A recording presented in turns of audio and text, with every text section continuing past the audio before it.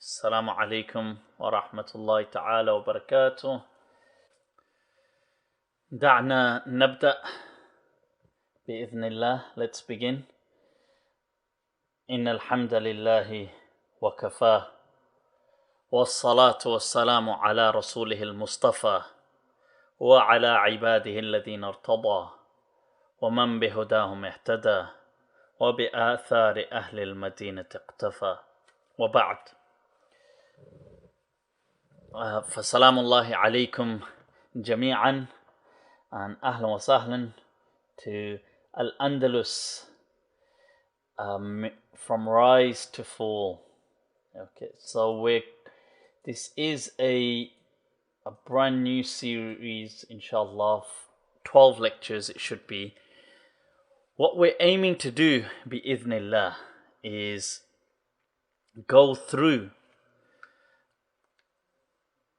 a complete overview of Al-Andalus from conquest to collapse, okay, till it kind of collapses right at the end.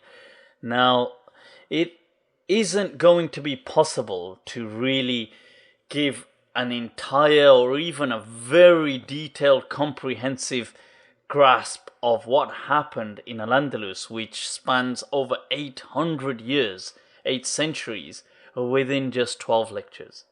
But what we do aim to do, bi-idhnillah, is at least acquaint ourselves with some of the greatest events perhaps that took place, familiarize ourselves with some of the legends, the dynasties, the success and the tragedy that took place within this Iberian Peninsula. Right, so that's just to kind of explain to us so we have an understanding of what's going on. Today, what we will be doing, by the way, is looking into an introduction of what will be covered. We'll go through taking a quick glance at some of the topics. We'll be discussing things like the importance of history. Why is history important? Because as I've kind of spoken to people about Al-Andalus, surprisingly, many people, they turn back and they think, well, what is the point of this? I know some people perhaps are not so vocal with their opinions, shall I say, but this is what I am seeing, okay, and what we all see. There will be many people that will think, well, what's the point of going over history? It's just something that's been in the past. What's the point of Al-Andalus? Is this just glorifying something that was there? Once again, just to boast of, we the Muslims had this, we had that, we've done all these, we've made all these achievements historically, we were responsible for so and so. Is that just a distraction method to escape our present day reality of how and where we are today? So instead of looking at where we are today and feeling perhaps embarrassed, feeling let down by the current state of affairs, what we do is say, let's look at the past. Is this a distraction method? Is that what it is? Many people look at it like that. Many people look at history with the angle of, is this just crying over spilt milk in that sense? Are we just saying, Al-Andalus, yeah, we're just wailing over it and lamenting? Is that what we're doing? And that's something I'd like to discuss today in some depth, to go over what the importance of history is in general, what the importance of history is for Muslims. That's more specific, right? And what the importance of history is for us, okay? Us as in people living within, especially within Europe today, as Muslims. What does this mean for us? And perhaps people wherever they're living, I'm not restricting this to just Europe, but I'm just saying what it means on a very individual basis as well. Right. I'll also be going over some of Al-Andalus pre-conquest. So what was going on in Al-Andalusia or Al-Andalus, or what was it called, who was ruling it before the arrival of the Muslim liberating armies. So before Tariq bin Ziyad and all these people arrive on the scene, what was taking place in Al-Andalus? We'll have a quick glance at that as well. So Bismillah ta'ala, we begin. We've got, you see, we have to remind ourselves and remind each other of what has actually reached us of this message. وَذَكِّرْ فَإِنَّ الذِّكْرَ تَنْفَعُ الْمُؤْمِنِينَ. And remind, Allah says, that this reminder will only benefit the believers. With that in mind, we're going to take a look and the objectives which I've stated, just to expand and go into them. That why history? Okay, what is history? People, I reassure you, when Muslims study history, and first of all, before we even go into that, Muslim history, is so vast, incredibly vast. I'm talking about, there's, starting from the seerah of the Prophet ﷺ, moving on to the Khulafa al-Rashidun, moving on to the beginning of the Umayyad dynasty, which is perhaps the most decisive dynasty that emerges, because from it then emerge all these other dynasties, perhaps some as reactions, some as just new ventures. But you see, you've got the Umayyads, which will last for almost 90 years. Then you've got Bani al-Abbas, the Abbasids. In North Africa, you have a bit of a Khawarij dynasty set up for a little while. And then there's a Shia dynasty which sets up the Ubaydiyin. And then you have the Fatimiyin. And then also at the same time, the rise of Al-Andalus is taking place, and so on. And all this is going on. And centuries follow each other in succession. And we're seeing dynasty being taken by another, and people rising, and we've got civilizations collapsing. All this is going on, and it has been going on for over 1400 years. Al-Andalus is only a tiny fraction of Muslim history. Do not think this is this is Islamic history. This is a portion. But what we can do is we can take things by portions. We can try and understand what happened in one particular part of the globe. It will be inextricably tied in to all the other events that are occurring simultaneously in their time in other parts of the Muslim world and other parts of the world as well. But we can also use this as an opportunity to kind of kindle this flame for learning our own history. Who were we? Who are we? Secondly, to discover what was this all about. Okay, so we can use this as an opportunity to do that. Like I said, it is a small part of Muslim history, yet it is a magnificent element. It's something which spans 800 years of civilization, and civilization which Muslims today boast. So before the end of this course, inshallah, you would have some true realization of what actually took place and what is this legacy of which people speak proudly and boast. Also, one of the things I'll say at this stage, and I'll repeat this throughout the course, is that people go away and do your own studies. Okay, do not be restricted to what you are getting in one particular place. Do not think this, if anything, I just want to ignite that flame within you to go away and continue your own search. And bi'idhnillah, Allah subhanahu wa ta'ala will enlighten you from his knowledge. And may Allah enlighten us all. Ameen. So that is what we would like to be learning.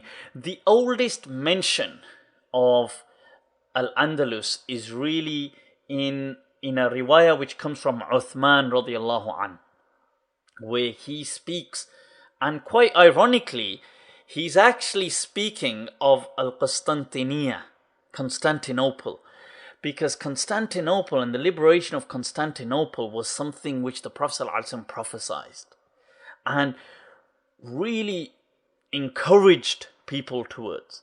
So many people since the time of the Prophet ﷺ had Constantinople in their sight.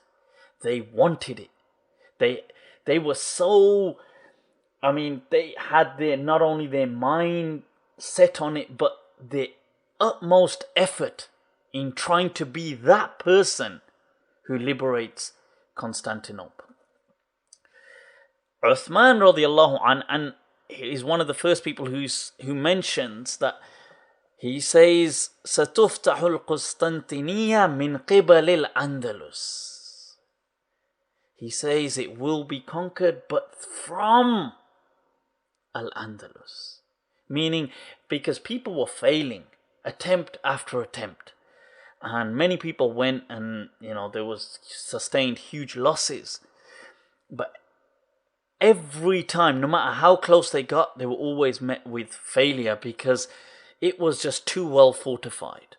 And so Uthman radiallahu anh prophesies the victory or the liberation of Constantinople via Al-Andalus. And that's one of the earliest mentions that we hear of.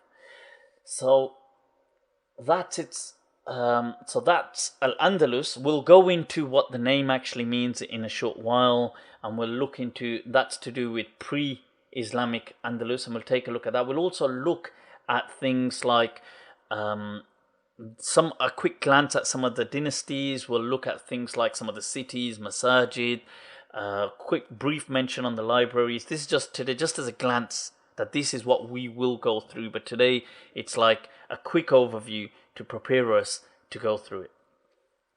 And also, one of the key themes is an identity in crisis, because this is really what we're facing today. And this is one of the reasons why Al-Andalus is important for us today, especially us who live in the West today. First of all,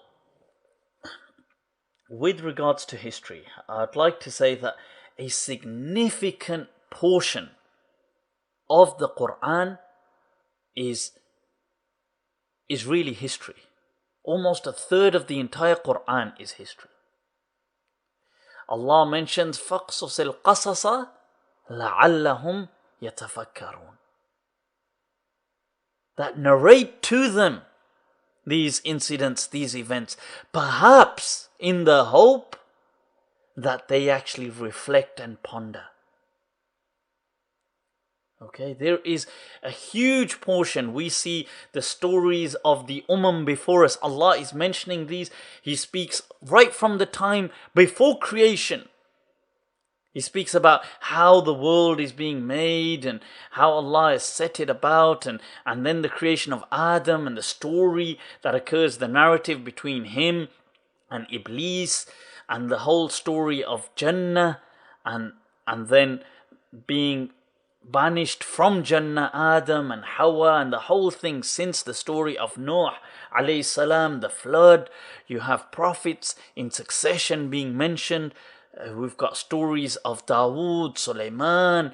You've got stories of Musa alayhi salam. Musa alayhi salam's story and Fir'aun is a repetitive story. There is no juz in the Quran except there is the mention of the story of Musa and Fir'aun.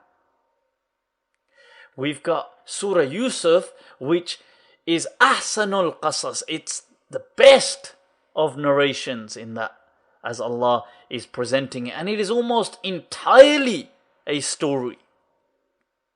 So in fact, it's very unique in that sense, Surah Yusuf, because no other surah actually focuses so much on a particular narrative. Even if it's, for example, Surah Baqarah, the longest surah in the Quran, yet only a few verses which are committed to the incident of the Baqarah, of the incident of the cow and so on, and the people of Israel and the murder and so on. It's only a few verses. Whether it's Ali Imran, whether it's Surah An-Nisa, whether it's any surah, it is not as committed to a particular, it will have many things going through it. Surah Yusuf, almost the entire surah presents this narrative of what took place with Yusuf alayhi salam. Story upon story. Why? People, Allah is teaching us. This is how human beings take heed. This is how they understand things. As the Arabic proverb says, وَبِالْمِثَالِ يَتَّضِحُ الْمَقَالِ. And by examples do things become clear. Allah is showing us examples of nations and civilizations that went before us, stories that occurred so we can understand and think, right, okay, this is what's happened. It will also put people in their place.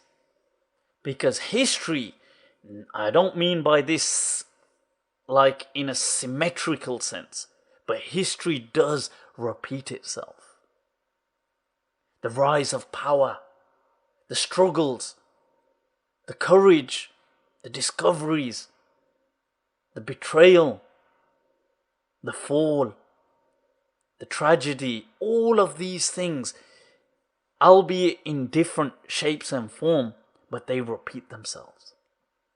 And Allah says, وَتِلْكَ الْأَيَّامِ, and those days, نُدَاوِلُهَا بَيْنَ النَّاسِ, we rotate them between people.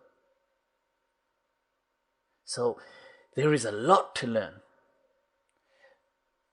In response, this is why I have mentioned that crying over spilt milk, that's one angle. The other, as was quoted by Cicero, that to remain ignorant of things that happened before you were born is to remain a child. People go through this world really just trying to, everything. We as human beings are very egocentric, very self-centered. The world is just us. And history shakes that for us. What it does in its wake is it inspires people to achieve. When you start realizing that those before you managed to go out and do these magnificent things, it makes people think that, okay, they were people, they're human, I'm human. What is actually stopping me from doing something? This is one of the amazing merits of learning about history.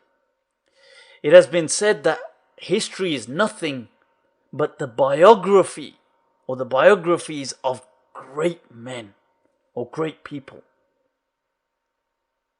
Because what is history except that people have gone out and done something, and today we read of their legacy. And I'm not saying it necessarily everything in history that we have is accurate. I'm not speaking on the accuracy perspective right now. I'm just speaking about what it actually is. And this is why you have like Farazdaq, when he says هؤلاء آبائي فجئني بمثلهم إذا جمعتنا يا جرير المجامع. Says, these are my forefathers, O Jarir. He says, so bring me somebody the like unto them, if you're ever given an opportunity to do so. This is history. It also shows us when we know where we have come from, we have a better angle, a better perspective of where we're going. Our trajectory. It realigns our trajectory. And don't think it doesn't, it does. People, when they start to realize certain things, they realize achievements, they realize also causes for failure. The hadith of the Prophet ﷺ is, as-sa'id is who? The lucky, the fortunate person is who? Man wa'idha bighayri, who receives who is admonished. He takes lessons, but from the mistakes of others. He doesn't have to make them himself. He takes them from the mistakes of others. Ibn Khaldun, who was really a master of not only sociology really in that sense, but also historical analysis. And he speaks of the sunnah, if you like, in that you find in the rise and fall of dynasties. He says that they all have a particular type, like a sunnah to them, that they will rise in these particular things, that, particular methods, and then they will fall. See, and that is sunnatullah fi khalqi. It is the sunnah of Allah in His creation. وَلَن تَجِدَ لِسُنَّةِ اللَّهِ تَبْتِيلًا. You will not find that Allah changes His sunnah, His laws of nature. Today we also have a big question within us. You see, the question is, what is the Muslim? We think about ourselves, we have this thing that Muslims, what does it actually mean to be Muslim? We have a sense, we have some picture of an identity, something which goes on within our minds. We understand that it is something which is a belief. Perhaps it reflects a certain character, somebody with a particular type of perspective or an angle on life. The hadith, very simply, when the Prophet ﷺ was asked to describe the Muslim, he said, "Man istaqbala qiblatana," whosoever faced our qibla, wa salla salatana, and he prayed our salah, wa akala dhabihatana, and he ate from our meat, فَذَلِكَ الْمُسْلِمِ. He said, that is the Muslim. That is a Muslim. But the problem with that is that it doesn't fit our reality today of what the Muslim actually is. Why is this such a big issue, and how does it relate into Al-Andalus? Well, it does, because if we don't have a true understanding of what the Muslim is, we are left with an identity crisis. Studying history corroborates that understanding. It clears for us that picture of what a Muslim should be. Because you will see this as we start to go through this course. You'll start to see huge diversity. People of all races and backgrounds and people of many tongues all coming to the faith. All putting in their portion, contributing, which results in a civilization that rivals any other in its time on earth. You will see this, people from whether it's from the Slavs, the Slavic background. You'll see people coming from the actual Spanish converts at the time. You'll see the Berbers, the Arabs. You'll see other people all mixing, the Muwalladun, the concept of those of mixed race and who these people were. And the whole thing will be going through this. And we'll be learning about this, discovering these things and understanding that, whoa, everybody brings something to the table. And this learning that then makes us think, okay, where we are today and how we are going to bring something to the table. Another thing is that we go about, when I said human beings, we are very egocentric. See, and this is a natural thing in a way. We understand that we are, in a way, the center of the world. That the world really only exists for us through our minds. Everything is interpreted for us, through us. So without us, how could the world possibly be?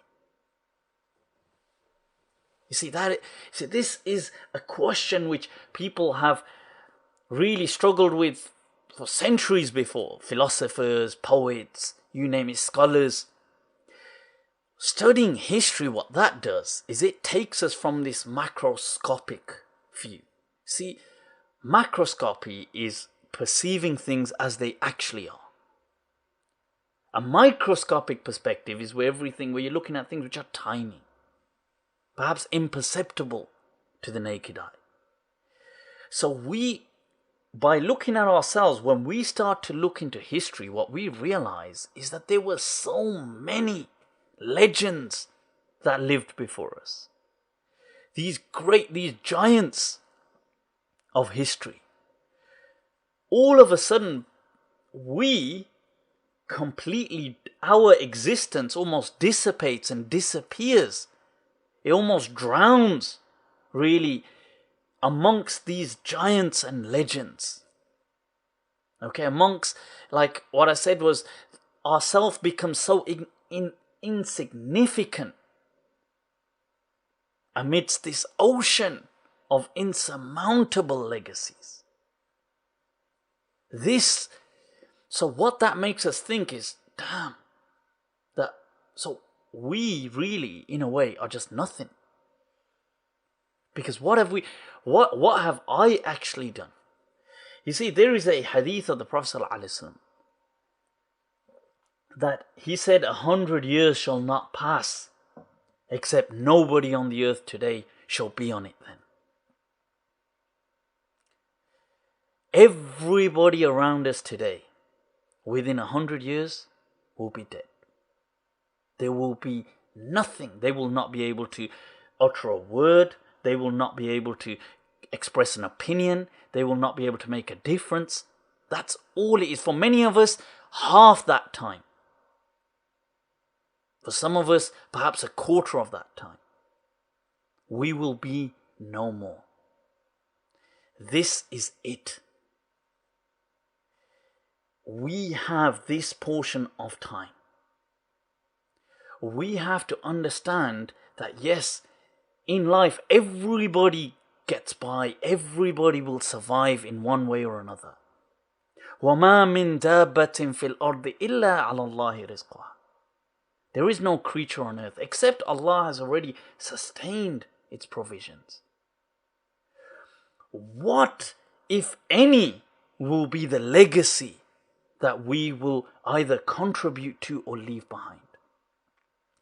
I reassure you, there have been millions of people who have come onto this earth and left without a trace. Today we have no idea who their names were. We are not interested in them. We don't even know that they existed. Will this be the fate of many of us? This is what we have to ask ourselves. This is where we find the Quran constantly brings us back to this message. The Sunnah is at all times teaching us to do something. The seer of the Sahaba, the Salaf, the Ulama, it is all there in front of us. And this is why history is so important. It is important to understand what went before you in order to become a part of that which rewrites the future ahead of you. कहें क्या जो पूछे कोई हमसे मीर, जहां में तुम आए थे क्या कर चले. The poet Mir said, what would you respond to if people asked you that yes, you came to this world, but what did you leave behind? So it is not futile, and I'm not saying that we are under the impression that it is, but this is just to remind ourselves and to remind others. Now let's take a look at Al-Andalus historically. Okay, this is really the backdrop of that which the conquest goes into. So this is before the Muslims have actually arrived in Al-Andalus. What is Al-Andalus, and where does it actually get this name from? Al-Andalus, people have said, is, and there are many opinions, but the general understanding is Al-Andalus is almost, it's a deviation, if you like, from Vandalus, Andalusia, which was a state set up by the Vandals, or the Vandals, who had emerged from what was at the time perhaps Sweden, that type of area today. There were a few kingdoms that emerged after the collapse or after the weakening of the Roman Empire. So between the 5th and 8th century, we find a few different kingdoms emerging, and they start heading towards the Iberian Peninsula, which is modern-day Spain and Portugal. So this is what we refer to, by the way, as the Iberian Peninsula, what is modern-day Spain and Portugal, and which includes Gibraltar and so on. Now,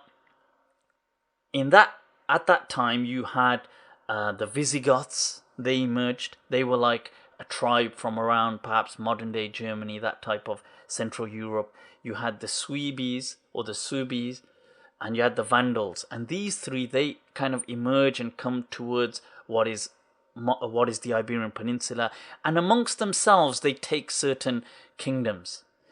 The Visigoths take what would be really perhaps the central region, or to around Toledo. You have the Vandals, who rule a huge part of it, and they refer to it as Andalusia. So that was before the Muslims arrive to Al-Andalus. Okay, and in terms of religion, they had a few different religions. There was Christianity in the peninsula, in the Iberian Peninsula. They had many of them Catholic. They did have a few different really beliefs and sects amongst themselves. Likewise, the Visigoths, they did bring certain beliefs with them as well, certain practices and rituals, things like cremating the body and doing stuff like that. There was also huge disparity in the poverty levels which were present.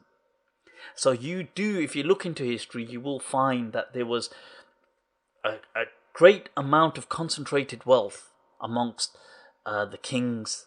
So the palaces and stuff like this were there, which demonstrated that wealth was there.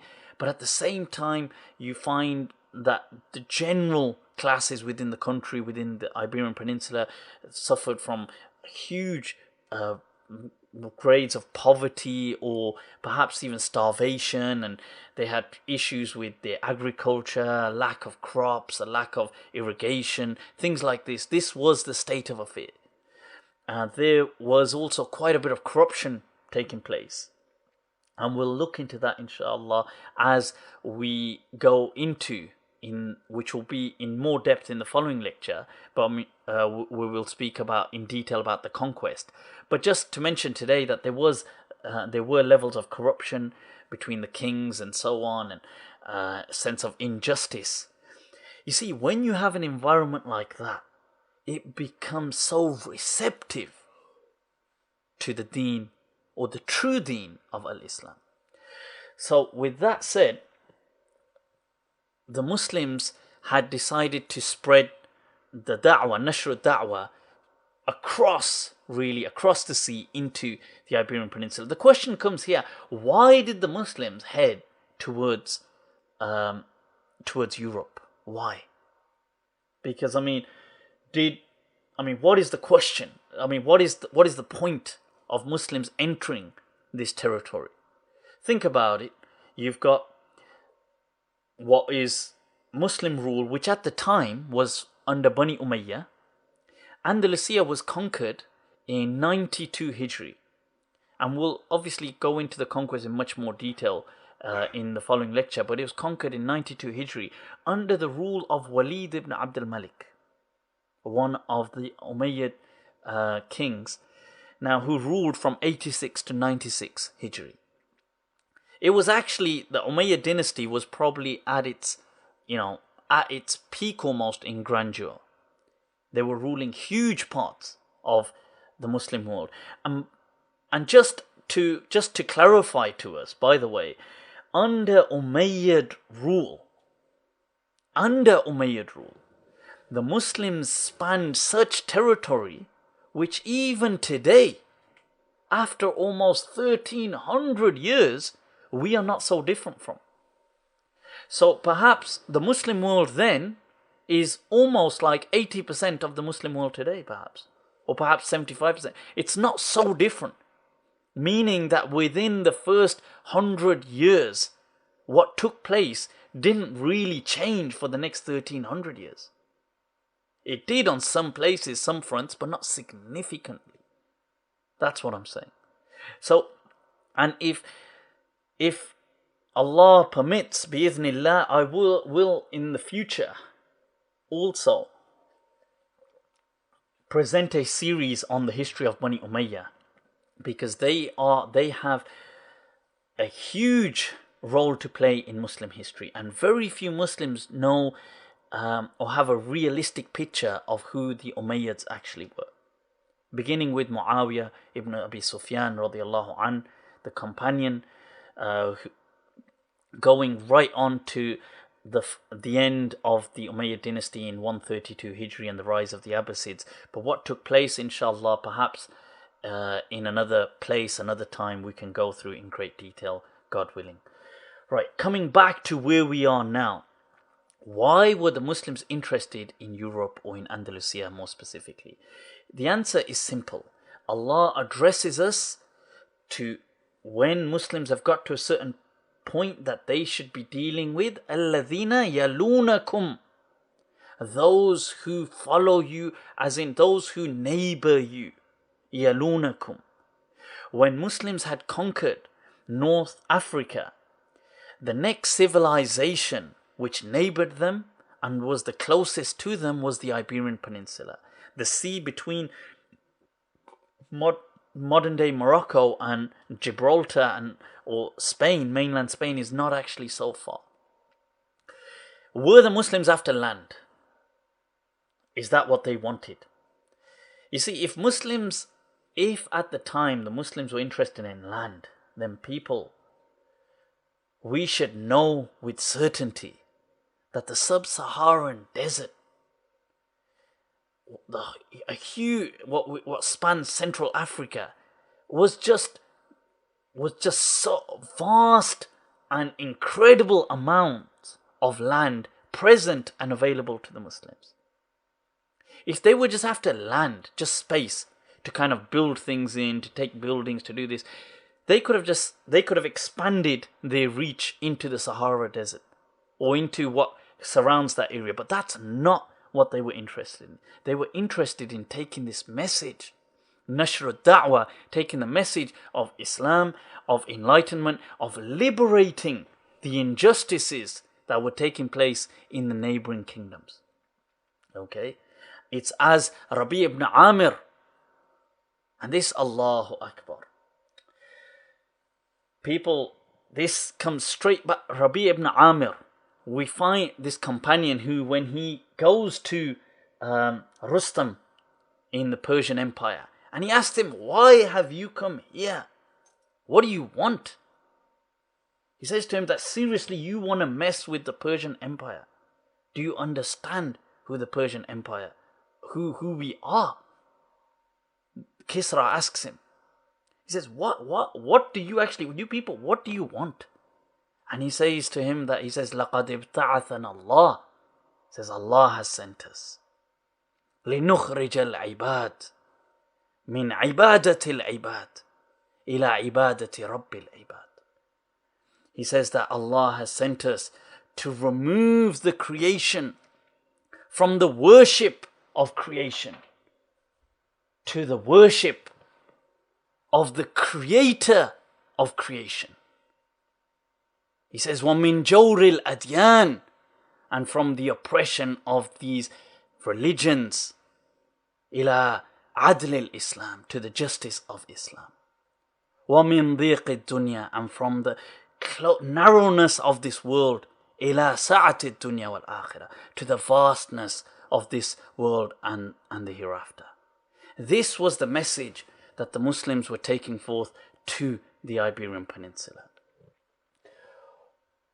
People, what we shall see in the ensuing lessons will be how Muslims went ahead to liberate. The conquest that took place.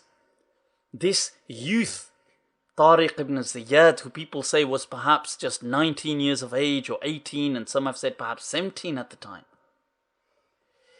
How he, a Muslim rising from the Berber, sets forth to lead an army that will liberate and set about a civilization which will rewrite history. We will learn about that. We will understand who was this governor, Musa ibn Nusayr, who watches over Tariq ibn Ziyad.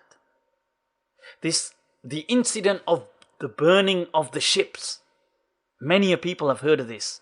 Was this fact? Was it fiction? This is something we will look into. The Table of Solomon, the discovery that Tariq bin Ziyad makes. Was that a reality or just a myth circulated by many people is something we will look into.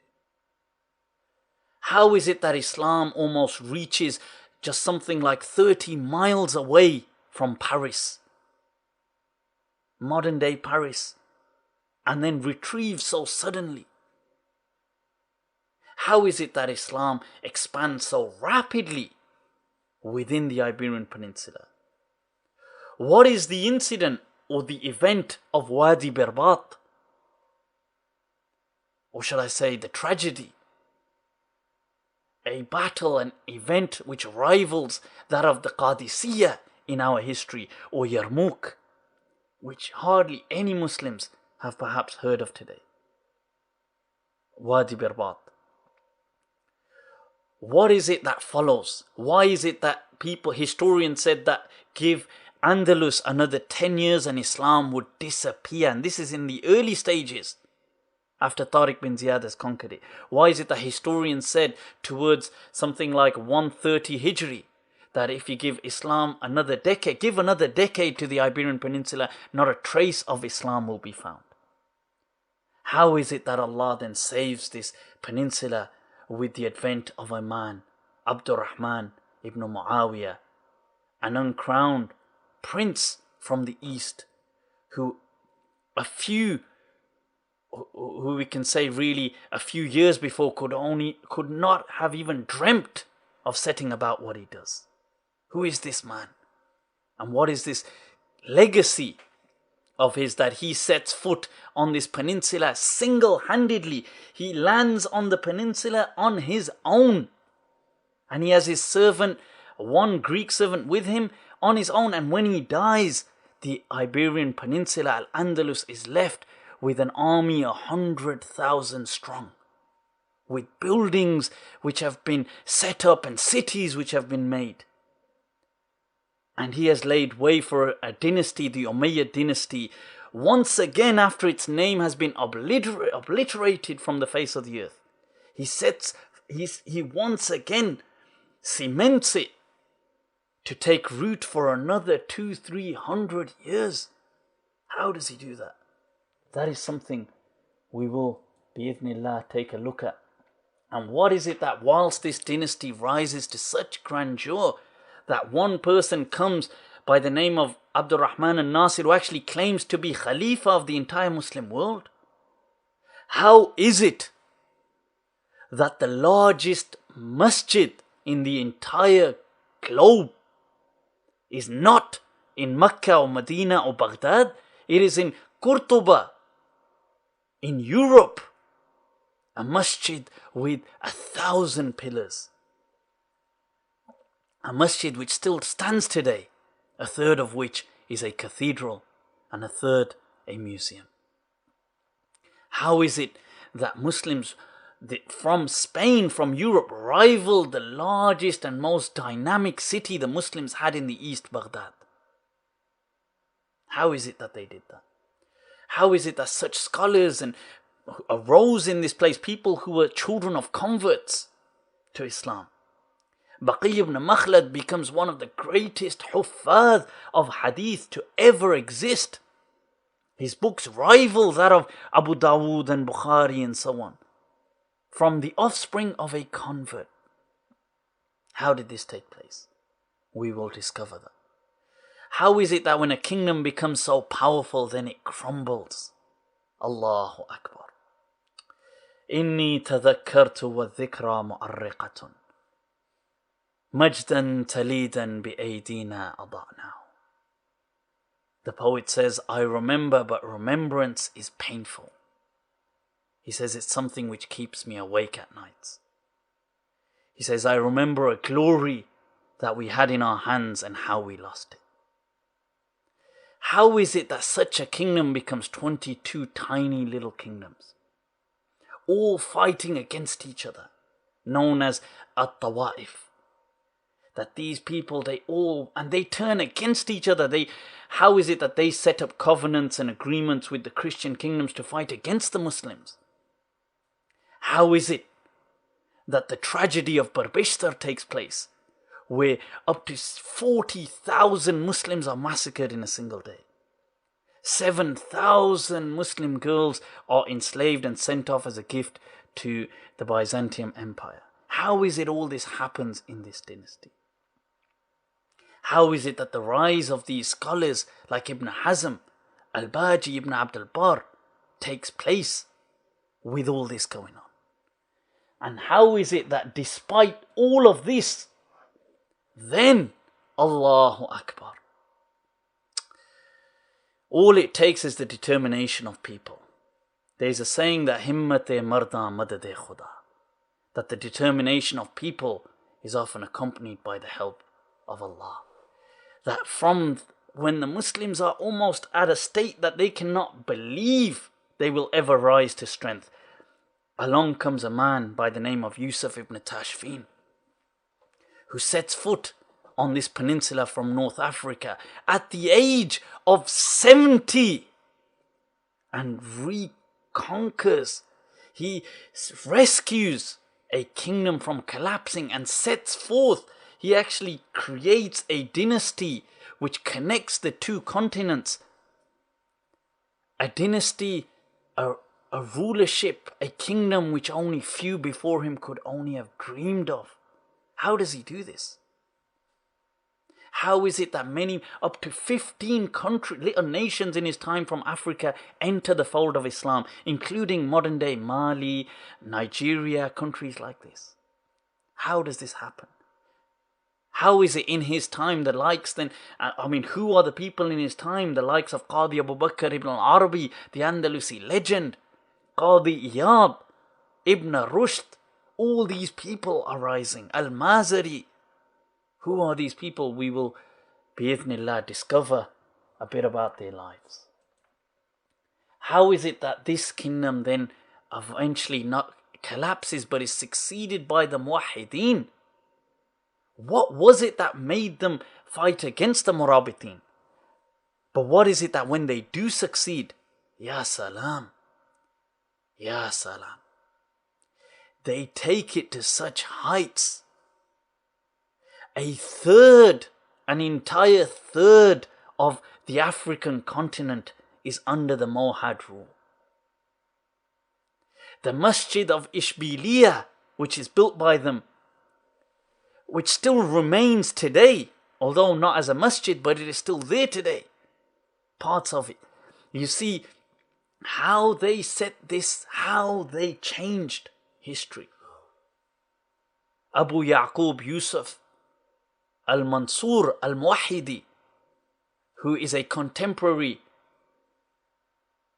to Salahuddin Al-Ayyubi.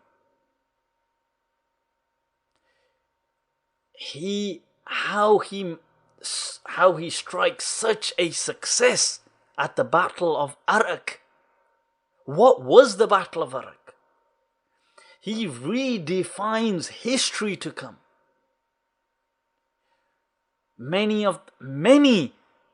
Multitudes of forts and fortresses crumble at the hands of this Abu Yusuf, Yaqub al-Mansur al-Muwahhidi. Okay, who was this person?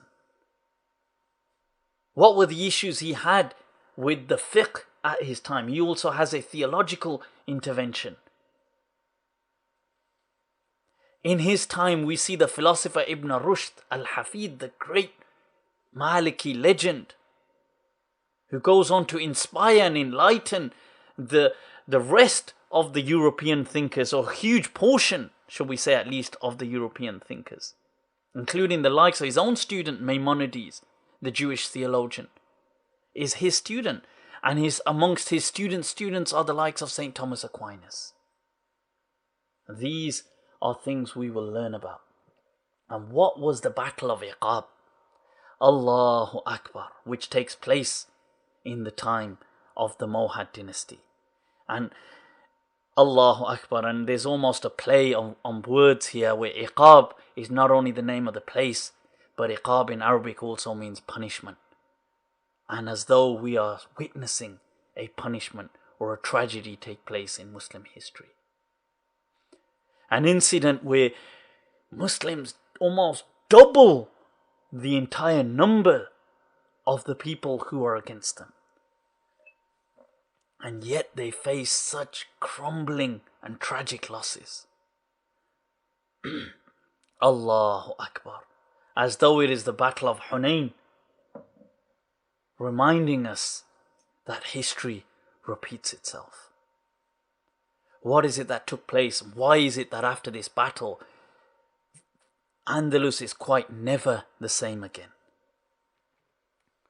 We will also look into who Bani Nasr were, or Bani al-Ahmar, that when Islam starts to decrease rapidly and it is shrinking, is disappearing, all of a sudden this family hold on to it and set a stronghold, a foothold within southern Spain, which becomes or comes to be known as the Nasrid dynasty.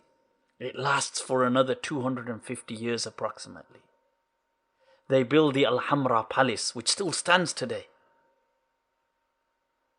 And during its time, many ulama flourish, the likes of Lisanuddin ibn Khatib, the likes of Shatibi, the likes of Ibn al-Lub, the likes of Ibn Juzay, people who redefined Islamic thought.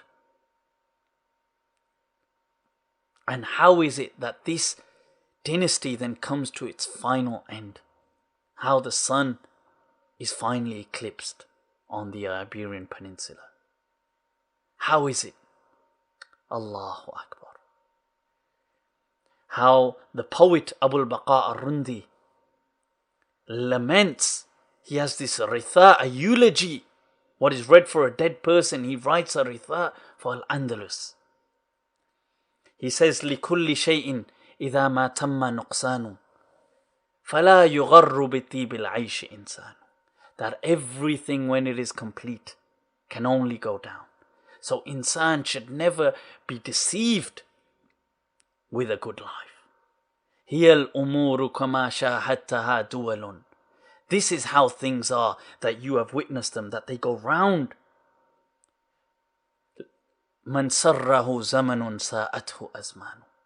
That whosoever is pleased by a particular time is displeased and made upset by another. He says, وَهَذِهِ الدَّارُ لَا تُبْقِي عَلَى أَحَدٍ وَلَا يَدُومُ عَلَى حَالٍ لَهَا شَانُ. That this land, this earth, this place, this abode, it does not leave anybody. It will not let anybody just simply be. And no state in it is eternal. He says, كَأَنَّمَا الصَّعْبَ لَمْ يَصْحُلْ لَهُ سَبَبٌ يَوْمًا وَلَا مَلَكَ الدُّنْيَا سُلَيْمَانُ. He says, as though when we look at the world today, it's as though certain things were never set in place.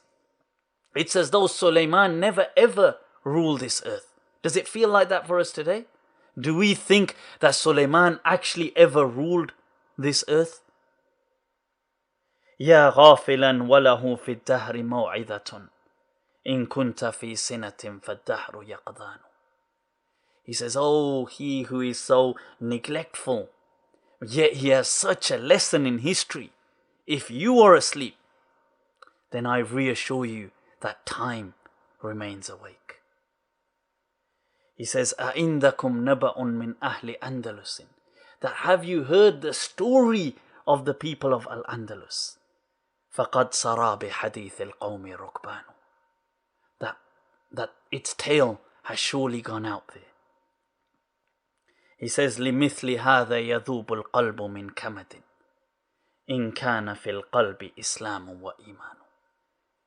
He says, for this, surely the heart, it shrinks, it dissolves from pain and anguish, if the heart contains an ounce of Islam or Iman. This is what we will be taking a look at. This is what we will be discovering. This is what we will be reconnecting with. Will this kind of just end in a sense of despair? Is there no hope? Are we just trying to say that, well, okay, now that all this happened, what do we do? Just sit and cry over it? No. We will learn as we go through these lectures the amazing legacy that was produced. The legacy which has reached us today. The thought, the books, the history, the civilization of the Muslims of Al-Andalus. It is our duty to understand this, to convey this to people who come after us. Not only that, we will also look at, very briefly as we go into it, perhaps some of the attempts that Muslims did do to survive. Things like the Al-Hamiyado, which was really where Muslims even tried to change their script and change everything they could, anything to cling on to Islam. And the desperate fatwa that were released in those desperate times. We will take a look at all of this. But also how Allahu Akbar, returning to the words of Allah, وَتِلْكَ الْأَيَّامِ, and those days, نُدَاوِلُهَا بَيْنَ النَّاسِ, we will rotate them amongst the people. How when the sun begins to set on Al-Andalus, Allahu Akbar, it rises on Constantinople. Constantinople is finally conquered almost after 800 years. That what begins the fall of the Muslim civilization on one side of the globe is mirrored by the rise in the Ottoman Empire in the east. Another dynasty which rules the Muslim globe for centuries and sets about its own legacies. Inshallah, these are some of the things we will look forward to and go through and reconnect with bi'idhnillah. Do take your time to go over these things. Do try and research them. Do not restrict your learning to my lessons or to what I'm going through. If anything, I simply would like to kindle the flame of wanting to learn within anybody who this voice reaches to. Jazakumullah al-khair. Wassalamu alaikum wa rahmatullahi ta'ala wa barakatuh.